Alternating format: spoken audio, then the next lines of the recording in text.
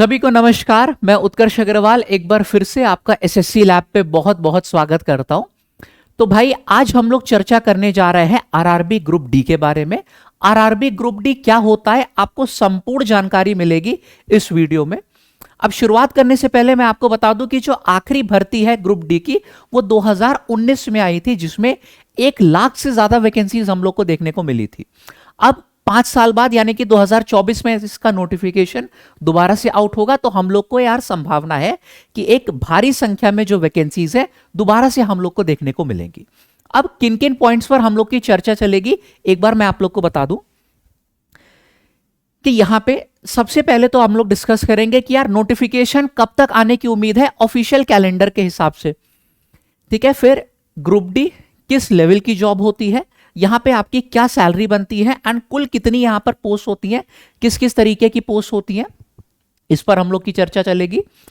फिर eligibility criteria क्या है, यानी कि यहां पर क्या एज लिमिट मांगता है, एजुकेशनल क्वालिफिकेशन क्या है, क्या 10th पास मांगता है या फिर आईटीआई भी होना आपके पास अनिवार्य है, इस पर हम लोगों की जो है चर्चा चलेगी। फिर एग्जाम पैटर्न और सिलेबस का डिटेल्ड डिस्कशन होगा। ठीक है, सिलेबस में हम लोग जानेंगे कि यहां पर कौन सा एक नया सेक्शन है जो कि आपका ग्रुप डी में इंट्रोड्यूस किया जाता है, जो कि रेलवे के बाकी एग्जाम्स में नहीं आता है। ठीक है, फिर इसके बाद फिजिकल में क्या क्या आपके रिक्वायरमेंट्स होते हैं, इस पर हम लोग की चर्चा करेगी और आखिरी में इस पर हम लोग की चर्चा चलेगी। फिर आखिरी में हम लोग देखेंगे कि प्रीवियस ईयर में क्या कट ऑफ गया था। तो वीडियो के एंड तक आपको अंदाजा लग जाएगा कि यार ये एग्जाम आपके लिए बना है या फिर नहीं। और ये बात मैं गारंटी से बोल सकता हूं कि इससे ज्यादा डिटेल्ड वीडियो आपको पूरे यूट्यूब पर नहीं मिलेगा, तो एंड तक जरूर बने रहिएगा। ठीक है, आइए शुरुआत करते हैं बिना किसी विलंब के। ठीक है, तो सबसे पहले हम लोग देखते हैं यार कि नोटिफिकेशन कब तक आने की उम्मीद है। ये आपका एनुअल कैलेंडर है आरआरबी रिक्रूटमेंट 2024 के लिए। ठीक है, अब ये आपका हो जाता है लेवल 1, जिसको ग्रुप डी भी बोला जाता है। उससे पहले एक बार हम लोग जो प्रीवियस आप लोग के एग्जाम्स है उसके बारे में थोड़ा बहुत जान लेते हैं। देखो, जैसे कि आपका जो एएलपी का एग्जाम है असिस्टेंट लोको पायलट, इसकी नोटिफिकेशन बोला गया था कि जनवरी से मार्च के बीच में आएगी और इसको जनवरी में ही निकाल दिया गया था। फिर अगर मैं टेक्नीशियन भर्ती की बात करूं तो इसकी नोटिफिकेशन अप्रैल से जून के बीच में आनी थी, इसको अप्रैल में ही निकाल दिया गया था। लेकिन आपका जो एनटीपीसी हो जाता है यानी कि नॉन टेक्निकल पॉपुलर कैटेगरीज, इसमें 2 लेवल में आपका एग्जाम होता है, ग्रेजुएट और अंडर ग्रेजुएट लेवल। इसमें बोला गया था कि जुलाई से सितंबर के बीच में आपकी जो है नोटिफिकेशन आउट होगी और ये आप लोगों की आई थी सितंबर में। अब लेवल 1 जो आपका ग्रुप डी होता है, बोला गया था कि अक्टूबर से दिसंबर के बीच में आपका जो ऑफिशियल नोटिफिकेशन है वो आउट होगा। अब अक्टूबर ऑलमोस्ट फिनिश हो चुका है, तो हम लोग को यार अनुमान है कि नवंबर या फिर दिसंबर में आपकी जो वैकेंसीज है ये आउट होंगी, जो ऑफिशियल नोटिफिकेशन है वो आउट होगा। ठीक है, नवंबर उम्मीद है, अगर बहुत डिले हो गया तब दिसंबर। हालांकि हम लोग अंदाजे से बोल सकते हैं कि यार इतना डिले नहीं होगा, नवंबर की स्टार्टिंग में आप लोगों की जो वैकेंसीज है आने की पूरी संभावना है। ठीक है, चलो अब ये 2019 का आप लोगों का जो है नोटिफिकेशन से मैंने जितनी भी कटिंग है 2019 का जो ऑफिशियल नोटिफिकेशन था वहां से ली है, ताकि आप लोगों को एग्जैक्ट यार आइडिया लगे कि क्या क्या चीजें हम लोगों की होती है ना। अब यहां पे मैं आपको दिखा दूं कि अगर टोटल वैकेंसीज की बात करूं तो ये भैया टोटल वैकेंसीज थी 1,03,700, लगभग 70 वैकेंसीज हम लोगों की थी यहां पे। ठीक है, अलग अलग जो हमारे जोन्स होते हैं उनकी अलग अलग वैकेंसीज आउट होती हैं, तो ये आप लोग के सामने दी गई हैं, आप लोग स्क्रीनशॉट ले लीजिएगा और डिटेल में पढ़िएगा इसके बारे में। फिर ये जो है आपके कितनी टोटल पोस्ट होती हैं, ठीक है, उनका डेजिग्नेशन क्या है, किस किस डिपार्टमेंट में पोस्ट होती हैं आपकी, क्या क्या मेडिकल स्टैंडर्ड्स मांगता है, ये आप लोगों को दिया गया है। इसके बारे में चलिए देखते हैं हम लोग। और एज, एजुकेशनल क्वालिफिकेशन क्या है, ये हम लोग जो है डिटेल में आगे चल के जानेंगे। ठीक है, तो थोड़ा सा मैं इसको इधर ले आता हूं। अब समझिएगा कि आप लोग यहां पर देख सकते हैं कि टोटल 17 हम लोगों के पास यहां पर पोस्ट होती है। ठीक है, ये 2019 का मैं बता रहा हूं कि ऑफिशियल नोटिफिकेशन है। ठीक है, इसी के माध्यम से हम लोग 2024 का जो है वो प्रिडिक्शन कर रहे हैं। आपकी असिस्टेंट वर्कशॉप के लिए, assistant bridge, assistant CNW, assistant depot, assistant loco shed, ठीक है, डीजल के लिए अलग, इलेक्ट्रिकल के लिए अलग, ठीक है, असिस्टेंट ऑपरेशंस। इसी तरीके से ये सारी हम लोगों की जो है डिफरेंट डिफरेंट पोस्ट हैं। नीचे आप देख सकते हैं कि एक हॉस्पिटल असिस्टेंट, फिर ट्रैक मेंटेनर ग्रेड 4, ये सारी जो पोस्ट है आप लोगों की आती है ग्रुप डी के अंडर। कौन कौन से इसके डिपार्टमेंट होते हैं ये भी आप लोगों को दिया गया है, जैसे कि यहाँ पे मैकेनिकल डिपार्टमेंट, इंजीनियरिंग, फिर मैकेनिकल डिपार्टमेंट, ये भी मैकेनिकल डिपार्टमेंट की पोस्ट होती है, इंजीनियरिंग, इलेक्ट्रिकल, ये सब हमारे वेरियस जो है डिपार्टमेंट हो जाते हैं। इसमें एकमात्र आपका मेडिकल डिपार्टमेंट की पोस्ट होती है, वो है हॉस्पिटल असिस्टेंट की, ठीक है। तो इतनी पोस्ट पर जो है हम लोगों की भर्तियां निकलती हैं। अब अगर मैं बात करूं यहां पर लेवल की, तो आपकी जो ग्रुप डी होती है ये आपकी लेवल 1 की जॉब होती है, और लेवल 1 हमारा सबसे बेसिक होता है। 1 को सबसे ऊंचा नहीं हम लोग मानते, लेवल 1 सबसे बेसिक होता है। फिर आपकी अंडर ग्रेजुएट लेवल में लेवल 2 और लेवल 3 की होती है, ठीक है। जब ग्रेजुएट लेवल में आओगे तो लेवल 4, लेवल 5, लेवल 6, इस तरीके से आप लोग का जो है लेवल बढ़ता जाता है। तो आपकी ग्रुप डी लेवल 1 की जॉब होती है। जो इनिशियल पे है वो आप लोग का होता है ₹18,000, लेकिन जो इन हैंड सैलरी आती है आपका DA, TA, HRA, ये सब अलाउंसेस मिलने के बाद वो होती है 26,000 से 28,000, depending upon city to city. इससे ज्यादा भी हो सकती है, इससे कम भी हो सकती है, लेकिन ऑन एन एवरेज हमारी लगभग 28,000 के पास जो है यहां पर सैलरी बनती है, ठीक है। अब अगर मैं यहां पर भाई एज लिमिट की बात करूं तो एज लिमिट 18 से 33 वर्ष आप लोग की जो होती है मांगी जाती है, लेकिन कोविड के कारण 3 साल का आप लोगों को रिलैक्सेशन दिया जाएगा, जैसे कि अभी तक आई सभी वैकेंसीज में हुआ है, चाहे NTPC के मैं बात करूं या फिर उससे पहले रेलवे की जो भी भर्ती आई हैं उसकी। तो 3 साल का रिलैक्सेशन दिया जाएगा, यानी कि अगर मैं जनरल कैटेगरी की एज लिमिट की बात करूं ये हो जाएगी 18 से 36। ओबीसी की अगर मैं बात करूं एज लिमिट की हो जाएगी 18 से 39, एंड अगर मैं SC/ST कैटेगरी की बात करूं तो यहां पर जो एज लिमिट है ये हो जाएगी 18 से 41 साल तक, ठीक है। चलो आगे बढ़ते हैं। अब मेन यार बारी आती है एजुकेशनल क्वालिफिकेशन की, जिसको लेके यार कई सारे स्टूडेंट्स परेशान भी हैं। तो देखो, अब 2019 में आप लोगों से एजुकेशनल क्वालिफिकेशन क्या मांगा गया था? आपसे बोला गया था 10th पास और ITI, ठीक है, एंड नहीं है, और या तो आपके पास 10th हो या फिर ITI का सर्टिफिकेशन हो, ठीक है, रिकॉग्नाइज्ड बाय NCVT या फिर SCVT। इसके अलावा अगर आपके पास नेशनल अप्रेंटिसशिप सर्टिफिकेट है तो ये भी आप लोग को जो है एलिजिबल बना देगा इस पोस्ट के लिए। यानी कि हमारे पास बहुत सारी ऐसी पोस्ट होती है जिसमें केवल 10th पास मांगा जाता है, एंड कुछ ऐसी पोस्ट होती है जिसमें 10th पास प्लस ITI मांगा जाता है, ठीक है। ITI हमारा क्या होता है? ठीक है, इंडस्ट्रियल ट्रेनिंग का ये सर्टिफिकेशन होता है। कुछ लोगों को यही नहीं मालूम, तो इसके बारे में मैं बता दूं आपको कि आपका NCVT और SCVT क्या है। ये national council of vocational training है and state council of vocational training है। ये किससे रिलेटेड होते हैं? ये आपका ITI हो जाता है इंडस्ट्रियल ट्रेनिंग इंस्टीट्यूट से, जहां पर आपको ऑन हैंड से ट्रेनिंग करवाई जाती है उन सभी स्किल्स की जो कि आपको रिक्वायर्ड होंगी आपकी आगे आने वाली जॉब्स के लिए। जैसे कि आपने देखा था ना कि मैकेनिकल स्किल्स की जरूरत थी, इलेक्ट्रिकल स्किल्स की जरूरत थी, इंजीनियरिंग स्किल की जरूरत थी, तो ऑन हैंड ट्रेनिंग आप लोग को कराई जाती है इस ITI के कोर्स में, जो कि 1 से 2 वर्ष का होता है, ठीक है। तो घबराइए नहीं, मैंने बताया कि कुछ आपकी बहुत सारी पोस्ट होती है जिसमें 10th पास मांगा जाता है, एंड बहुत सारी पोस्ट ऐसी भी होती है जिसमें 10th पास प्लस ITI मांगा जाता है, ताकि कि जो कंपटीशन है वो इवनली डिस्ट्रीब्यूटेड रहे, है ना। आइए अब आगे बढ़ते हैं यहां पे हम लोग एग्जाम पैटर्न की ओर। तो RRB ग्रुप डी का एग्जाम पैटर्न क्या होता है? यहां पे भाई सिर्फ एक आप लोगों को जो है कंप्यूटर बेस्ड टेस्ट देना होता है। कोई Tier 1 कोई Tier 2 नहीं है, सबको यहां पे रिजॉल्व कर दिया जाता है। एक आपका कंप्यूटर बेस्ड टेस्ट होगा। आप लोग अगर इसको जो है इसकी कट ऑफ क्लियर कर लेते हो, फिर आपका फिजिकल एफिशिएंसी टेस्ट होगा जो कि PET हो जाता है, ठीक है। फिर उसके बाद आपका सीधे डॉक्यूमेंट वेरिफिकेशन और मेडिकल एग्जाम। ये तो हर पोस्ट के लिए जो है, मतलब हर एग्जाम में होता है, तो इसको मैं काउंट नहीं करूंगा। मेन आपका यहाँ पर सिर्फ एक जो है कंप्यूटर बेस्ड टेस्ट होगा, इसको आप लोग ने क्लियर कर लिया तो ये जो पीईटी होता है ये क्वालिफाइंग नेचर का होता है।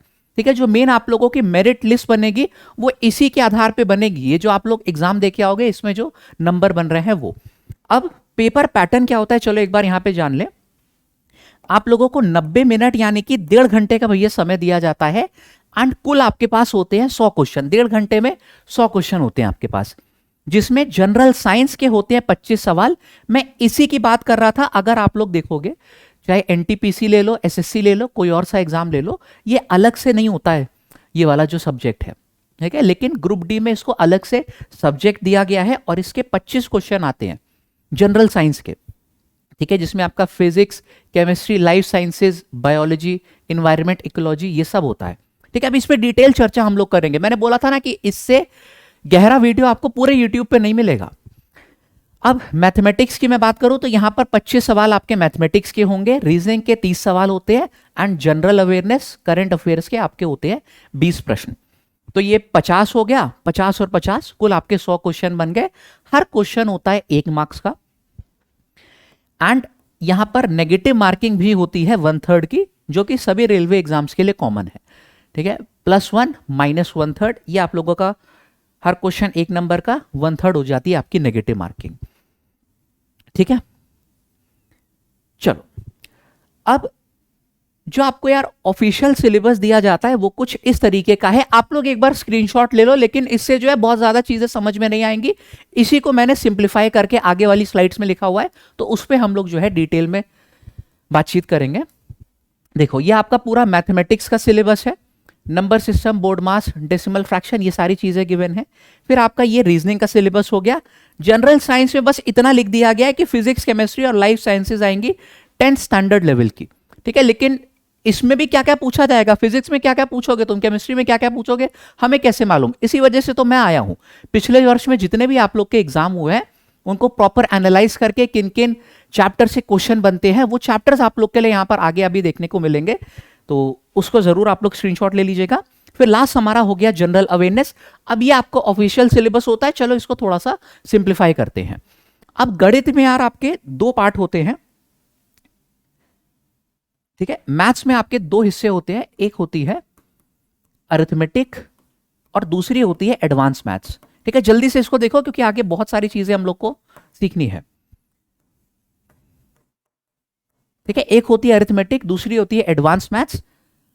आपके अरिथमेटिक के क्या क्या चैप्टर्स हैं जो कि आपके एग्जाम में देखने को मिलेंगे, ये सब आपके सामने लिखिए है। आपका परसेंटेज यानी कि प्रतिशत, प्रॉफिट लॉस एंड डिस्काउंट, लाभ हानि और छूट, एवरेज यानी कि औसत हो जाता है, एज वाले प्रश्न, रेशियो प्रपोर्शन, अनुपात समानुपात, पार्टनरशिप यानी कि साझेदारी, मिक्सचर एलिगेशन हो गया, SICI साधारण और चक्रवृद्धि ब्याज, समय और कार्य, पाइप एंड सिस्टम यानी कि नल और टंकी, समय, चाल और दूरी, नाव और धारा, ये सारे चैप्टर आपके हो जाते हैं अरिथमेटिक के। ठीक है, चलो इसके बाद जो दूसरा सेक्शन आपका यहां पर हो जाता है एडवांस मैथ्स का। इसमें आपका आता है number system, LCM HCF, simplification, algebra, trigonometry, geometry, mensuration, statistics, probability और DI यानी कि डेटा इंटरप्रिटेशन या फिर इंटरप्रिटेशन ऑफ ग्राफ्स भी बोलते हैं। अब मैं यहां पर अगर वेटेज की बात करूं तो जो आप लोगों का अरिथमेटिक वाला सेक्शन है इसका यार वेटेज ज्यादा होता है। ठीक है, ग्रुप डी के लिए। एडवांस मैथ्स में ये जो हमारे चैप्टर हैं, एलजेब्रा हो गया, ट्रिग्नोमेट्री हो गया, ज्योमेट्री, इससे एक एक क्वेश्चन ही आता है।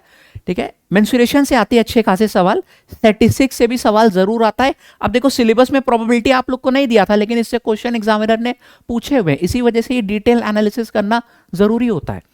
ठीक है, तो जैसे कि मैंने बताया अरिथमेटिक का ज्यादा हमारा वेटेज होता है। ये जो चैप्टर्स हो गए एलजेब्रा, ट्रिग्नोमेट्री और ज्योमेट्री, कोर एडवांस मैथ्स के चैप्टर्स इनको बोलते हैं, इनसे एक एक सवाल ही आपका आएगा। ठीक है, लेकिन आता जरूर है।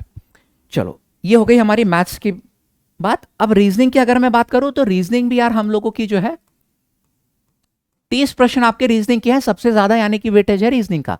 ये 2 हिस्सों में डिवाइड होती है, एक आपकी हो जाती है वर्बल रीजनिंग एंड दूसरी हो जाती है नॉन वर्बल रीजनिंग। ठीक है, इसमें आप लोगों के क्या क्या चैप्टर्स हैं आपके सामने दिए गए, आप चाहो तो यार यहाँ पे स्क्रीनशॉट ले लो, ठीक है। हमारे एनालॉगी वाले, वर्बल एनालॉगी, फिर odd one out, coding decoding, ठीक है। सीरीज वाले सवाल, इसमें नंबर सीरीज होती है, रॉन्ग सीरीज भी आपसे यहीं पर पूछता है, मिसिंग नंबर वाले प्रश्न, स्टेटमेंट एंड कंक्लूजन, जिसमें सिलॉग्स वाले सवाल नहीं आते हैं कि ऑल कैट्स आर डॉग्स और ऑल डॉग्स आर पीकॉक, ये वाले जो प्रश्न होते हैं सिलॉग्स वाले, वो स्टेटमेंट कंक्लूजन में ये आते हैं, और आपके लैंग्वेज वाले भी स्टेटमेंट कंक्लूजन के सवाल पूछे जाते हैं। Blood relation, Venn diagram, direction and distance, जिसमें बोला नहीं जाता कि यार नॉर्थ चलना है आपको 40 मीटर, फिर आप लोगों को जो है राइट मुड़ जाना है, फिर साउथ चलना है 10 मीटर, फिर मुड़ जाना है, तो बताओ इनिशियल पॉइंट से आपकी दूरी क्या है। अरिथमेटिक रीजनिंग, ठीक है, ये मोस्टली मैथ से रिलेटेड है, अलग से रीजनिंग में पढ़ने की जरूरत इसको नहीं पड़ेगी। क्यूब एंड डाइस हो गया, mathematical operation, order and ranking, ठीक है। Word arrangement, calendar and clocks, sitting arrangement, ये हो गया हमारा पूरा वर्बल रीजनिंग। इसी तरीके से नॉन वर्बल रीजनिंग, इसमें भी सीरीज वाले सवाल आते हैं, काउंटिंग ऑफ फिगर्स, ठीक है, नंबर ऑफ ट्रायंगल्स काउंट करने होंगे या फिर नंबर ऑफ स्क्वायर काउंट करने होंगे एक बड़े से फिगर में, एम्बेडेड फिगर, पेपर कटिंग और folding, completion of figure, mirror image, water image, ये सारे आपके नॉन वर्बल रीजनिंग के जो है चैप्टर्स हो जाते हैं। फिर मैं यहां पर बात करूं general awareness and current affairs की, तो इसमें आप लोगों को क्या क्या पढ़ना है, इसमें भैया आपको पढ़ना होता है static GK, books and authors, सब स्टैटिक जीके में आता है, ठीक है। जो आप लोगों के फोक डांस हो गए, फेस्टिवल्स हो गए, ये सारी चीजें स्टैटिक जीके में आपकी आएंगी। स्पोर्ट्स जितनी भी टर्मिनोलॉजीज हो जाती हैं सब स्टैटिक जीके है ना। कि कोई ट्रॉफी पूछ लेगा, बताओ ये किस स्पोर्ट से रिलेटेड है, तो वो स्टैटिक जीके में ही आपका आएगा। करंट अफेयर्स यहां पर अच्छी खासी आती है, तो इस पे हम लोगों को स्पेशल फोकस करना है। अब हिस्ट्री, इसको भी एंशिएंट, मिडीवल, मॉडर्न और वर्ल्ड हिस्ट्री में बांटा गया है। ज्योग्राफी में वर्ल्ड और इंडियन जो ज्योग्राफी है इसमें बांटा गया है। पॉलिटी और इकोनॉमिक्स, ये आपका हो गया सिलेबस जनरल अवेयरनेस का। फिर मैं मेन बात करूं यहां पर जनरल साइंस की। अब इसमें जो जनरल साइंस आपको पढ़नी है, ये एनसीईआरटी, ठीक है, पूरी पूरी एनसीईआरटी लेवल की पढ़नी है। इसमें आपका physics, chemistry, biology, ecology and environment आता है, ठीक है। आपने देखा नोटिफिकेशन में भी यही लिखा हुआ था, लेकिन अब इसमें क्या क्या चैप्टर्स हैं ये हम लोग जल्दी से जान लेते हैं।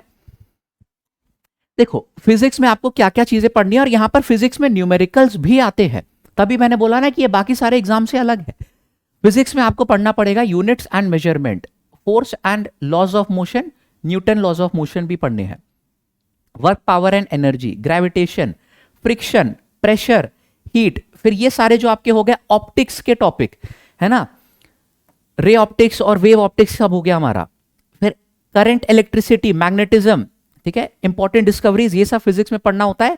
केमिस्ट्री में हम लोग को क्या क्या पढ़ना होता है, states of matter, solid, liquid, gas, plasma, ठीक है, atoms and molecules. Periodic table पूरी अच्छे से आप लोगों को मालूम होनी चाहिए। डायरेक्ट यहां पर आप लोगों को केमिकल रिएक्शन दे देता है, ठीक है, एक मिसिंग टर्म दे देगा, आपको पता लगाना होगा कि मिसिंग टर्म की जगह कौन सा हमारा जो है कंपाउंड आएगा। स्ट्रक्चर ऑफ एटम, ठीक है, इसमें थॉमसन की थ्योरी, ठीक है, ईच एंड एवरी साइंटिस्ट की थ्योरी जो है उसके बारे में क्वेश्चन आपसे पूछ सकता है। रदरफोर्ड एंड गोल्डस्टीन, ना जाने कितने कितने यहाँ पे साइंटिस्ट है, सब पढ़ा हुआ है बहुत डिटेल में हम लोगों ने 10th में, इसको बहुत अच्छे से और जो है तैयार हमको करना पड़ता है। ये मैंने ऑलरेडी बता दिया था, periodic classification of element, chemical bonding, oxidation reduction reaction, acid, basis and salt, electrolysis, carbon and its compound. इसी तरीके से ये सारे चैप्टर्स आप देख सकते हैं। और अगर मैं यहां पर बायोलॉजी की बात करूं, तो बायोलॉजी में भी हमारा क्या होता है, यहां से देख लो, आपका बॉटनी यानी कि ये पूरा प्लांट किंगडम वाला हो जाएगा, ये आपका जूलॉजी यानी कि आपका एनिमल किंगडम वाला हो जाएगा, और ह्यूमन से रिलेटेड जितने वाइटामिन्स, डिजीजेस, ये सारी चीजें होती है पढ़नी होती है। क्लासिफिकेशन ऑफ ऑर्गेनिजम्स, ये पूरा आपका बायोलॉजी का जो है डिटेल सिलेबस हो गया। अब इसमें कोई भी डाउट तो नहीं रह गया होगा। आगे चलते हैं यार, पर आगे चलते हैं हम लोग कि आप लोगों ने जो कट ऑफ था वो क्लियर कर लिया है कंप्यूटर बेस्ड टेस्ट का। उसके बाद भी आपको जो फिजिकल है वो भी एग्जाम क्लियर करना होगा। फिजिकल में देखो मेल्स और फीमेल्स के लिए क्या क्या होता है, आप लोगों के 2 रेस होती है यहां पर। एक रेस में आप लोगों को वजन लेके दौड़ना होता है, दूसरी रेस में बिना वजन के आपको भागना होता है, ठीक है। मेल के लिए मैं अगर बात करूं तो 35 kg का इनको वजन लेके 100 मीटर की दूरी जो है 2 मिनट में कवर करनी होती है, और केवल एक ही चांस आपको मिलेगा, बीच में गिरना विरना नहीं चाहिए, जो वजन आपके कंधे पे बोरी रख दी गई है। एंड का मतलब है कि ये दूसरा भी आपको क्लियर करना पड़ेगा, ठीक है। 1000 मीटर की जो दौड़ है ये आपको 4 मिनट और 15 सेकंड में एक चांस में जो है क्लियर करनी होगी। इसी तरीके से फीमेल कैंडिडेट के लिए 20 केजी का वजन लेके 100 मीटर आपको जो है 2 मिनट में कवर करने होते हैं। एंड बिना वजन की बात करूं तो 1000 मीटर की दौड़ आपको 5 मिनट और 40 सेकंड में लगानी होती है। ये होते हैं फिजिकल एलिजिबिलिटी के क्राइटेरियाज, ठीक है। फिजिकल एफिशिएंसी टेस्ट बोल दो, फिजिकल एलिजिबिलिटी टेस्ट बोल दो, एक ही बात है, ठीक है। अगेन ये क्वालिफाइंग इन नेचर होता है, ऐसा नहीं कि आपने जो है 4 मिनट की बजाय 3 मिनट में ही कवर कर लिया तो आपको जो है ज्यादा नंबर मिल जाएंगे। ये केवल क्वालिफाइंग नेचर का होता है।